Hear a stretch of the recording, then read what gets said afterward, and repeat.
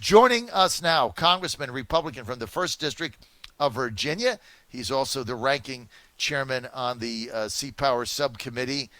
Rob Wittman. Congressman Wittman, great to have you back, sir. John, great to be with you this morning. Congressman, let's get to the stimulus package that passed. You voted in favor of it. But tell us about some of the Democratic shenanigans you had to deal with. Well, as you know, unfortunately, the bill should have passed much, much earlier.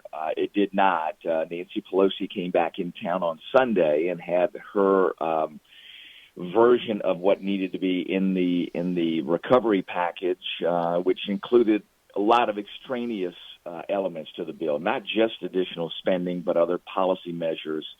Luckily, that didn't make its way into the final Senate version, but there were John, there were a few additional spending elements there, like dollars for the Kennedy Center and others that just didn't belong in a bill like this. Listen, I was focused on making sure we got the necessary resources directly to individuals and American businesses so we can recover from this, not as a mechanism to achieve other spending objectives, things that should never have been in this bill, but unfortunately were there. And it's one of those things which is, part of what happens in Washington.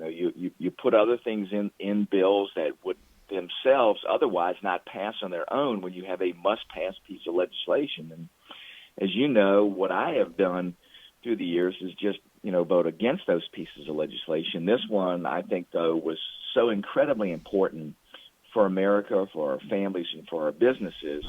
I just had to look at it and say, regardless, let's go ahead and get this done.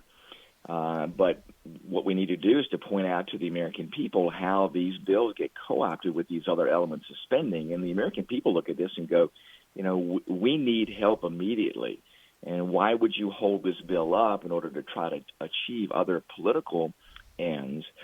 Why not just get the necessary elements of the recovery package put together and get them passed? That's what should have happened, but unfortunately didn't. And because of these other attempts, it was delayed by several days. The good news is it was passed. The president immediately signed it, and now we're working on getting these dollars out the door to people. So that's the key. The next step with this, John, is making sure now that the money is in place is to administratively get this underway as quickly as we can, because for businesses and individuals, time is of essence. So we're working just as quickly as we can with the Small Business Administration and making sure that banks get certified to make these 7A loans.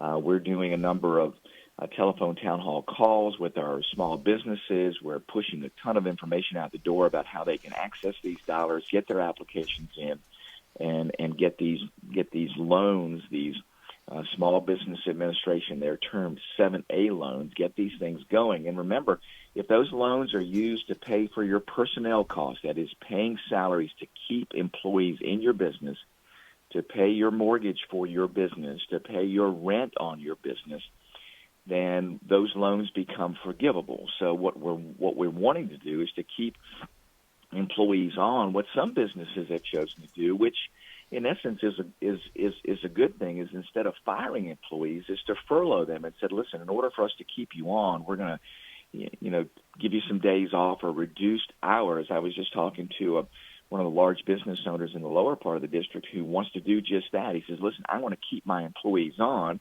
I want to make sure that they have the ability to stay employed. He says, I want to make sure, too, that they have what's necessary to pay their bills so that they don't suffer through this period of time, as the nation is dealing with this coronavirus. So, businesses are looking pretty imaginatively about things and making sure that they're doing everything possible to keep employees on board. We're with Congressman Rob Wittman, Republican, 1st District of Virginia, that is the Northern Neck area through Fredericksburg. Congressman Wittman, let me ask you something on the coronavirus. I don't know if you call it a bailout, a stimulus bill, if you will. When is small business actually going to get guidance here? Because there's a lot of conflicting information. As soon as you say SBA, anybody that owns a small business rolls their eyes like, okay, by the time I get that loan, I'll be probably dead. Forget that. So when is the government going to actually publish the guidelines?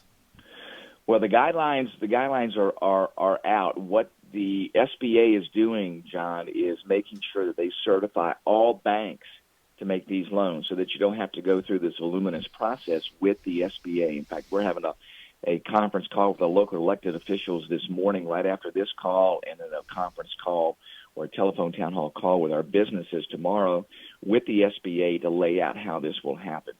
There are 143 banks in Virginia prior to this that were certified to make these 7A loans. It's our understanding that the SBA is underway to certify all banks. So instead of having to go to the SBA, you'll be able to go directly to the bank, and the banks will originate these loans, and then the SBA essentially underwrites these loans. So that's how this is supposed to be. If you're a small business owner, you would go to your local bank or your local credit union. Like, for instance, we do business with a local credit union. We have a relationship for small business that's critical, so you can actually talk to people. Yes. So we do that. So you would go to your local bank, and then you would make application based on what the criteria is. If you choose to do that, that will be backed by the SBA, but your application wouldn't be through the SBA website, which takes months. It would go through your local bank. Is that my understanding? That is correct. That's the way it's supposed to be set up now. The SBA has to get in gear quickly and make sure they get all of these banks certified, because not all banks in Virginia are certified to originate these loans. So we want to make sure they're getting the loans out the door quickly. As you know, those people that applied for the emergency loans, because the SBA websites were so backed up, for many of them, it took them hours and hours on end. We had a number of our businesses that applied for the emergency loans, and they were on the website, and the website would go down. You get halfway through your application because there's so much traffic on there that it would go down. Nothing more frustrating than spend all this time on a slow process and then all of a sudden have your screen bug out on you as you're. We did it 2 weeks ago for one of our businesses, and my wife Ann, who's the CFO of our companies, was on that site. It took her 9 hours. I mean, she had to sit there. She started at 8 a.m. and she got done 9 hours later at 5 p.m. And she was there 9 hours because it would just stall, and you had to sit there and wait for it to come on. You had no other choice, because that was 2 weeks ago. We haven't heard anything. That'll take weeks. But I like the fact that you're going through the bank. You're on the John Fredericks Radio Network, Trucking the Truth Across America. We're with Congressman Rob Wittman, Republican, 1st District, Virginia. That's the Fredericksburg, Stanton area, Northern Neck. Congressman, now Democrats and others are talking about the son of the coronavirus stimulus package, tying infrastructure to that. We don't even know what's going to happen. Isn't that a little early? Premature? I think it is, John. I think we have already done essentially 3 bills that have been put out there to provide resources for the coronavirus. I think we need to look and see how these bills have played out. Now, remember, there's a tremendous amount of money that's been put out at the door on this. In the Phase 3 bill, the one we just recently passed, there's $2 trillion that go directly to individuals and small business, but there's another $4 trillion in that bill that underwrite the financial system. So I just think you have to take a breath and say, let's look how these other things play out. Listen, I want to do infrastructure, but goodness knows we have to not only get this economy recovered, but we have to look at, what is the long-term impact of going further into debt, and these deficits and debt. That does make a difference too. So I think you just have to catch your breath and watch and see how this unfolds. My concern with these giant bills like this, John, too, is that we want to efficiently get this money out the door. And remember, these elements are sunsetted, so the money is there, and we want to make sure it's used properly. You don't just want to throw money at this problem. You want to make sure that it gets to the right places, and that, to me, is critical. And the only way you know that is to watch and see how this thing unfolds. I agree with you 100%. Let's see how this goes before we get into Phase 5 or Phase 4 or whatever it may be, Congressman. I think everybody's concerned. We understand this has got to be done, but now you're talking about taking the national debt from $22 trillion to $25 and $27. I mean, no one even knows what this cost will end up being. We understand it has to get done. All right, let's get to the president's handling of the coronavirus. A lot of people saying we need to shatter the curve, flatten the curve. I'm asking everybody who comes on, I'm going to ask you the same thing. Define what that means. Like, I had Steve Bannon on the other day who's calling for a 30-day federal shutdown, which I happen to think is insane, but that's what he's calling for. And he says, it'll get us to the other side of this. And my question to everybody is, define the other side. Define flatten the curve. Define shatter the curve. When is it where we can open businesses up? What is the metric? Well, that's a great question, John. And listen, you talk if you talk to different epidemiologists across the spectrum, from Dr. Fauci to others, everybody has a different measure as to what the backside of this pandemic is. What's the level of disease where we can go back to normal. A lot of people talk about population building up antibodies. In other words, a certain number of people being infected by the coronavirus gets you to the other side of that curve. So it's really twofold. It's what are the total number of cases of disease? How do you make sure you limit that number? And really, the whole idea about this curve is if you do nothing, then you're going to have a tremendous number of diseases and a tremendous number of deaths. It's projected it could have been if you didn't do anything as high as 2 million. The key is there are going to be a total number of cases of disease and a total number of deaths of this. Obviously, you want to be able to limit both.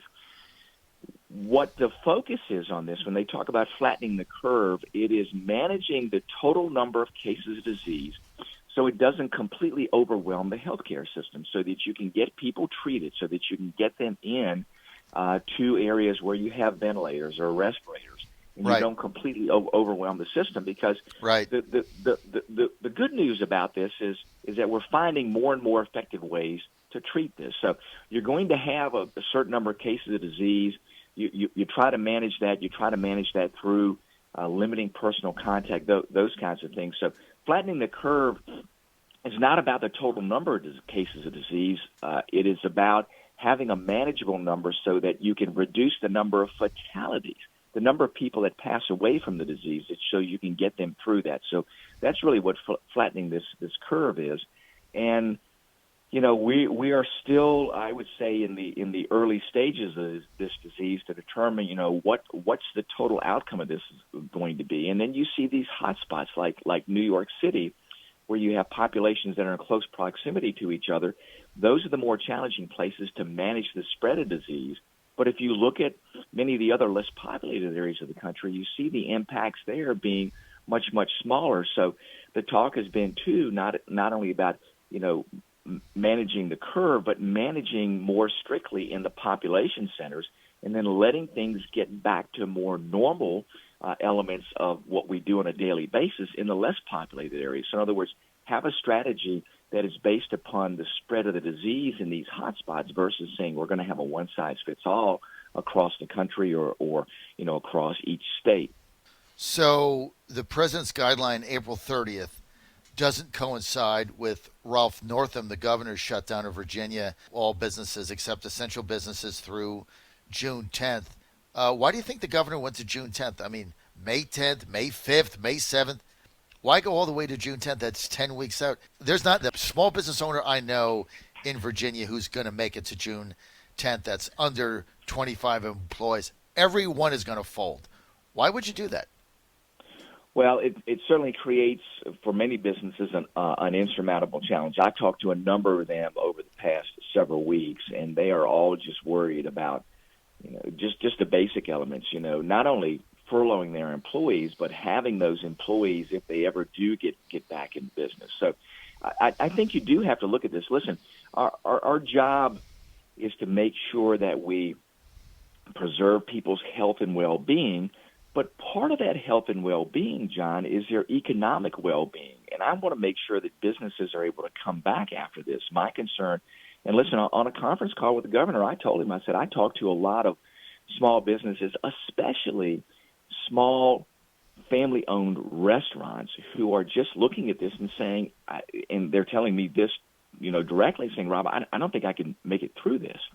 Because you can't survive just on takeout, and especially for businesses that aren't set up to be able to do that. So yes, there is going to be an impact of this.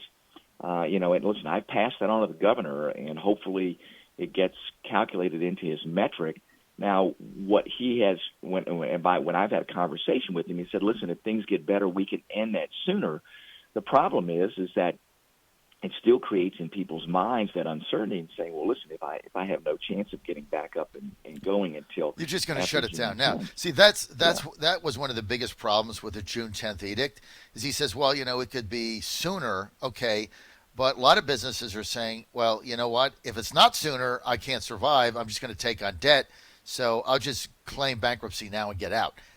That's the risk of going till June 10th. Also, it didn't feel good to me that it was the day after the June 9th primary. Maybe it's a coincidence. That just seemed odd to me. Odd. Why not pick June 7th? I don't know. I have no idea. I'm sure the governor can address that. I have not had any conversation with him concerning the June 10th metric as the day he selected. How do we get out of this, Congressman? Well, John, it's obviously you need to be able to get past the pandemic itself. And listen, I think a lot of good things are going on for us to be able to get past that. The key is going to be how businesses essentially resurrect themselves and how the U.S. economy resurrects itself. The good news is going into this, the basis of the economy was very strong. On the other side of this, too, John, is I think that there will be a certain amount of pent-up demand that comes on the backside of this. The question always becomes, though, if as businesses are spinning back up, if there's pent-up demand, can they meet that demand? In other words, can they get going fast enough to take advantage of that demand? Will that demand be in the business area that they are in? Or how will the economy change? And the economy will change after this. How will the economy change? And what businesses will be best suited to take advantage of that? Now, listen, I have the last couple of days I had to go out and I've just been observing. And boy, certain businesses, the parking lots are full. So certain businesses through these times, are doing well. Others, obviously, the service-related businesses are not. So that's where the disparity is taking place. So, in other words, if you're a Walmart or a Home Depot, your parking lots are full. But if you're the little local family-owned restaurant, you're struggling trying to survive on that. And if you're another of the non-essential small businesses, those are the ones that are really going to be hammered by this. And our economy, the basis of our economy, 80% of it is small businesses. Exactly. So it's great the big box stores are doing well, but we got to get these small businesses to survive and come back. Well, that's it. I'm glad you're talking to the governor. It sounds like you have an open dialogue with him, and you guys are trying to work this out. I thought the June 10th edict was a little severe, but Congressman, before I go, I got to ask you the $64,000 question. You ready? Sure, go ahead. So, how excited is your wife, Catherine, to have you home every day? Well, I tell you, my honey-do list gets longer and longer each day. It's interesting. We're both home, but we're both trying to come up with things not only for things that be done around the house, but also to check in on neighbors, to be able to do some things in the community, to be able to help folks. I think that's critically important for folks across the Commonwealth. So as you have this time on your hands, I know you've got a bunch of things on your list to do, but I would encourage folks, too, to take the time to check on a neighbor, take the time, too, to figure out if there's a place in the community where you can help or where you can do things to really get people through this time of challenge. And the good news, John, is people are doing that. I mean, I've seen more of a sense of community now that people are home and are having time to, to converse with their neighbors, obviously at their 6-foot social distancing. But I've seen a lot of that in people asking questions to themselves, what can I do in my community to help? So that's the silver lining in this whole coronavirus outbreak. Well, I'm sure you're driving Catherine bananas in there, but she's just not going to say it. Rob Wittman, thanks for being with us, Congressman. Always good to have you. Give your best to your family and to your wife, Catherine.